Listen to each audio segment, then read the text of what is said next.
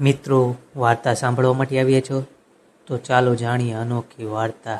મોરબીના એક શાંત વિસ્તારમાં રહેતો જીત ખૂબ સામાન્ય છોકરો હતો, પણ એની સાથે એક અસામાન્ય ઘટના બની હતી. એક દિવસ રાત્રે 12 વાગે એની મોબાઈલમાં એક અજાણ્યો મેસેજ આવ્યો. કાલે સાંજે 5 વાગે તું જે નિર્ણય લેશે એ તારી આખી જિંદગી બદલીને દેશે.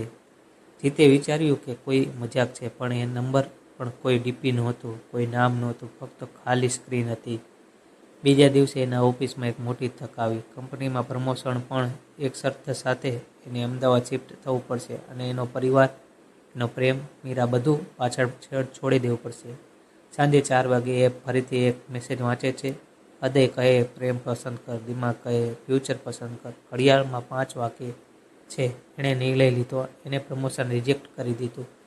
રાત્રે 12 વાગે ફરી મેસેજ આવ્યો. તે સાચો નિર્ણય લીધો છે, કારણ કે આવતીકાલે તારી કંપની બંધ થવાની છે. જીતના હાથમાંથી મોબાઈલ પડી ગયો. એ તરત જ મીરાને ફોન કરે છે, પણ મીરા ફોન ઉપાડતી નથી. થોડા સમય પછી એક અજાણ્યો કોલ આવે છે. હેલો, તમે જીત બોલો છો? મીરાનો એક્સિડન્ટ થયો છે. જીતના દિલ પર દુઃખનો પાડ પડે છે. એ હોસ્પિટલ દોડે છે. મીરા આઈસીયુમાં છે. એના હાથમાં એ જ મોબાઈલ છે અને એમાં છેલ્લો મેસેજ, કાલે 5 વાગે તેને રોકી લેજે, નહીં તો બહુ મોડું થઈ જશે. જીતને સમજાઈ જાય છે એ મેસેજ તેને નહીં, મીરાને પણ આવ્યો હતો, પણ એણે મીરાને રોકી નહોતી અને હવે સમય પાછો ફરતો નથી. જો દોસ્તો વાર્તા મજા આવી હોય તો ચેનલને સબસ્ક્રાઈબ કરજો દોસ્તો. ધન્યવાદ.